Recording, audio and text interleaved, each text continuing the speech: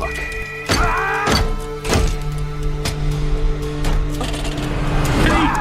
Let's have some energy!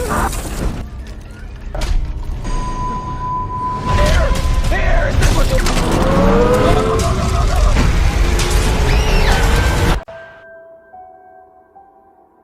This is the latest film released in April 2025, a remake of the 2019 Argentine film. But this time, it's much more brutal, much more captivating than the last film. Let's get started right away. Set in Vancouver, Canada, we meet Eddie, fixing his car at a garage. When the repairs are done, Eddie doesn't have enough to pay the bill. Eddie tries to negotiate with the garage owner to take the car because he needs to pick up his kid from school. But the garage owner doesn't care. Rules are rules. The car can't be taken until the payment is complete. Give me the goddamn money you owe me, or get the fuck out of my face. Never prioritize her. I'll grab her when I'm done here, okay? She's literally sitting out there waiting for you. After leaving the shop, Eddie called some friends and tried to borrow money. But since none of his friends lent him money, Eddie decided to use his remaining cash to buy some lottery tickets, hoping to double his money. But in the end, he lost it all. Feeling stuck, Eddie's bad habits started to resurface. Eddie tried to open some parked car doors. Not to steal the cars, but to take the items inside to sell. The first, second, and third cars couldn't be opened, until Eddie walked to a public parking lot and saw a black car, then tried to open its door.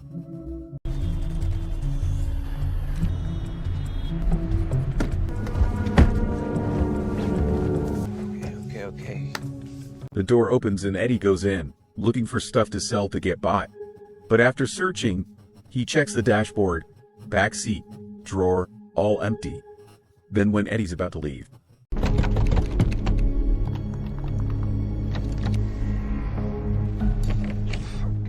all doors lock automatically. Bit by bit, panic grew in Eddie. He tried to force the door open. Panic hit when the car's screen lit up with a call. Eddie ignored the call, still trying to open the door. He banged on the glass, kicked it while lying down, tried calling a friend but had no signal, even used a tire iron from under the seat.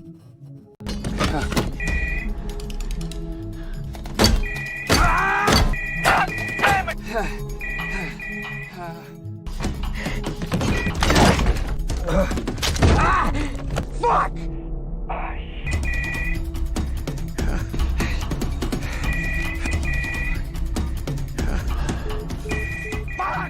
Feeling frustrated, Eddie decided to pick up the phone. After answering, the man on the other end introduced himself as William. William said it was the 6th time his car was broken into and threatened to punish the culprits. Eddie still seemed indifferent because he hadn't realized he was in a car that would become very tense. Finally, tired of hearing William's excessive talk, Eddie decided to do this. Well, I'm the owner of this car. What is this shit? Nah, man. Let me out! Well, I want to talk to you, that's all. Fuck this shit. After that, the blood kept flowing. Eddie started to panic seeing William's response, which seemed psychopathic. Eddie immediately apologized and was willing to be handed over to the police. But that's not what William wanted. William wanted to punish the bad people in his own way. Eddie pleaded because he needed to treat his wound that kept bleeding. But William calmly replied not to worry because he was a doctor. Even when Eddie's leg wound got worse, William still enjoyed his plan until Eddie passed out. Hang on a second. Be patient. Well, that wasn't very clever. The walls and the glass are bulletproof. Man, I need medical help now. I want you to be truly sorry and consequences of your actions. In the same neighborhood. Anyway, without what you can take it first, at least the local potatoes. Don't you?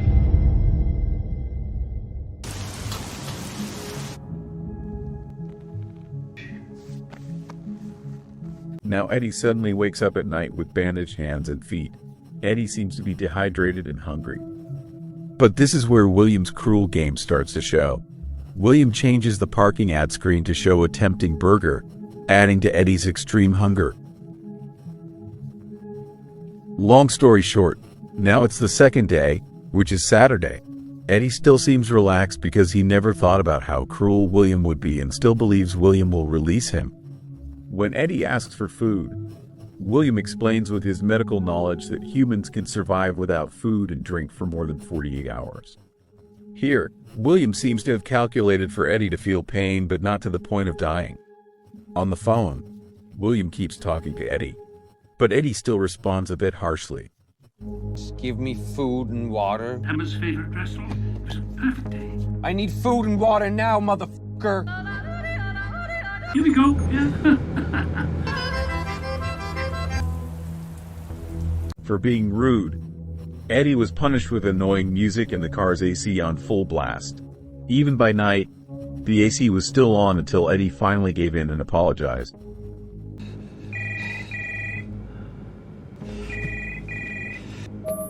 Sorry for cursing.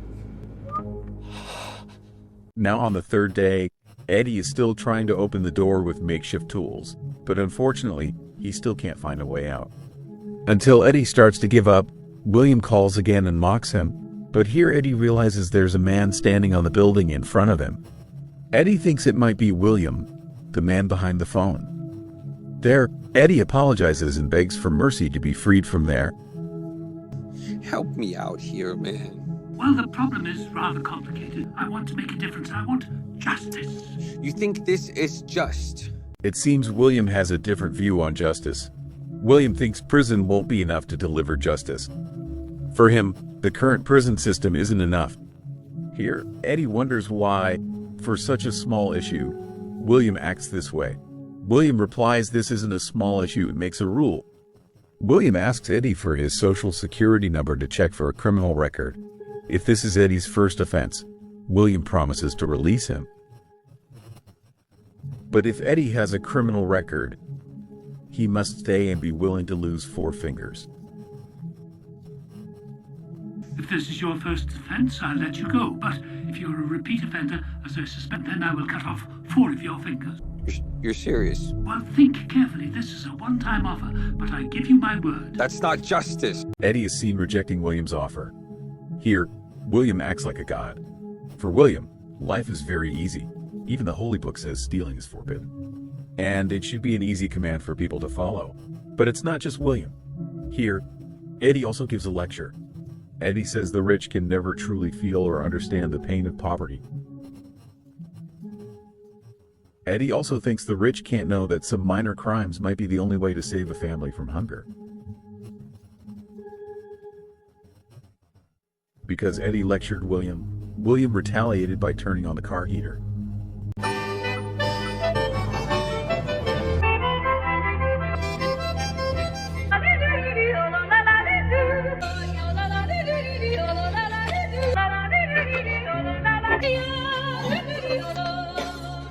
That night, William asked again for the social security number to check if Eddie had any criminal record.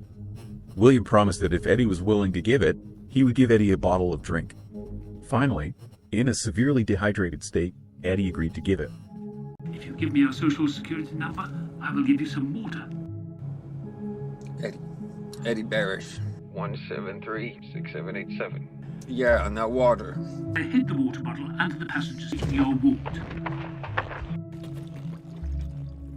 After getting a drink, Eddie again apologized and begged William to let him go. Due to that apology, Eddie got a loaf of bread. But when he took it, Eddie found something that might be his escape. There's a cookie in the glove box. After a while, Eddie heard that William got a call that made him leave. Eddie looked up, saw a man leaving, then checked what he saw under the car dashboard. Before doing it, Eddie tested by pointing his finger at the camera to see if he was being watched. He's gone. He's gone. Power line. Safety switch. Come on. Hey, what are you doing down there? I'm always watching, Eddie. Before pressing the red button, William watched again and turned on the electric chair. In short, on the 4th day, Eddie pretended to sit there while chatting with William, but his foot tried to flick the switch he thought was the car's shutdown button. But since he couldn't succeed and was already very weak, Eddie, who was dehydrated but refused to drink his own urine, finally had to do it.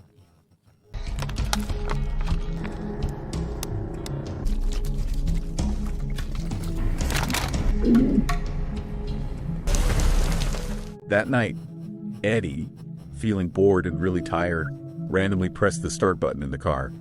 Turns out, the car started and could be driven just like a regular car. Eddie immediately thought of taking the car to the police station so the police would suspect him.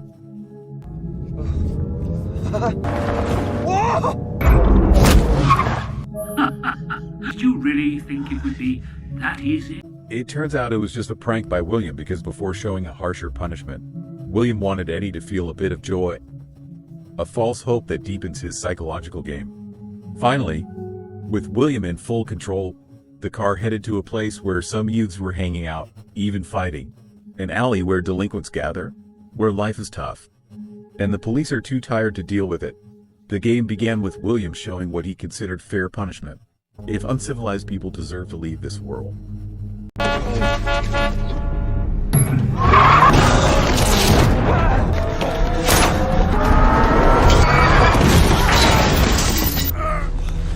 Here remains one cornered thug. The game resumes. William promised if that thug could stand tall and walk, then William would release Eddie. Here's the deal. If he can stand up, I'll let you out of the car. Stand up all the way. Come on, get up. Let's have some anarchy! Once again, it was just a prank where William wanted to give hope and then break it instantly. Eddie felt very frustrated with a situation he never expected to be this deep. In short, on Tuesday morning, Eddie woke up to find his car parked in front of his daughter's school. Here, William reiterated to Eddie that justice for someone like him, whose job is stealing, isn't prison. Stealing from others. The right punishment is losing something valuable in his life. There she is, little Sarah. Oh my God. Sarah. Stop! No. Fucking stop! Here! No! Turns out it was a prank by William. William knew Eddie wouldn't hold up and decided to end it all. William was proud because he was right, and he said he took the bullets when he treated Eddie's wound. Time kept passing with William always managing to put mental pressure on Eddie. But Eddie isn't that dumb. From his observations, William is a severe psycho. Eddie thought if he removed the cameras, things might change, and there could be a chance. Finally, that night, Eddie, thinking, whatever, went berserk and forcibly removed the cameras in the car. Shut up, done. What are you doing, Eddie? Stop! Stop it, Eddie! Holy stop! Shut up, fucking done! Maybe removing the camera was a wrong decision. After he took out all the cameras, the car now moves, seemingly heading to a remote spot. On the way, Eddie sends a voice note to his child, expressing a father's deep longing, knowing his time might be short. Turns out the car is heading to a place where we see William, the man behind all this. With the cameras damaged, William feels he can't enjoy the scenes he set up, so he decides to bring Eddie to meet him. William is seen asking Eddie to better mind his behavior. Hello, Eddie. I'm William. You motherfucker! You gonna behave? Zip tie your wrists. Finally, after being shocked repeatedly, Eddie complied and tied his wrists to a metal bar under the seat so he couldn't move when William came in. With Eddie now tied up, William entered and headed to a place that would be Eddie's final destination. Eddie also saw some tools typical of a psychopath in the back seat. Seeing that, Eddie tried to stall by acting nonchalant and kept mocking William. You kids like these things, huh? My daughter Emma, she loved classical music. Playing her favorite music. Not a problem. Just you and me, Daddy. Along the way, William explained why he did all this. It turns out William was a victim of a robbery that resulted in his child's death. He reported to the police many times but still got no clear response. For William, the world is so cruel that he chose to play the role of a cruel man rather than be oppressed. While William was talking, Eddie seemed to provoke him to stay emotional and lose focus, leading to this happening. Emma, be ashamed of you. That's the joke. That's funny. Bitch.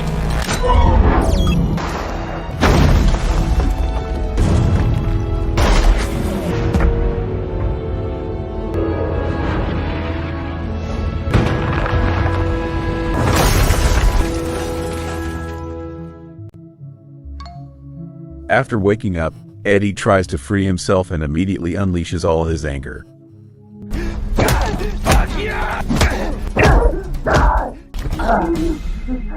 While hitting William, his phone rang, showing the signal could now reach inside the car, maybe because the back window was broken. His kid was calling, worried about the voice note Eddie sent before. Daddy? Hey. I got your message. What's going on, Daddy? You sounded so scared. Yeah, I'm okay now. Are you picking me up today? 2:15. Yes, I'll be there. With the impact, the car caught fire and Eddie tried to use the cracked rear window to escape.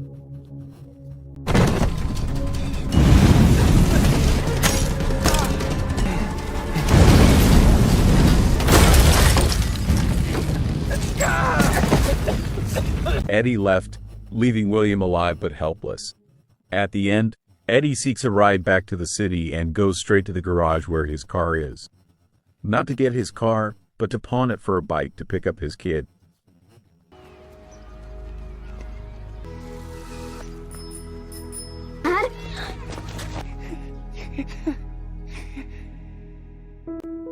The film is over. With a film showing how people seek justice, we learn that what seems unfair might lead to wisdom. As the Quran says, on that day every soul will be rewarded for its deeds and they won't be wrong. Quran Surah Al-Zalzala verse 7.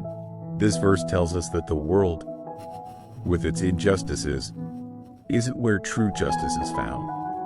This world is just a prep ground, a place to see that only before God will everything be perfect. That's all from me. I apologize for any shortcomings.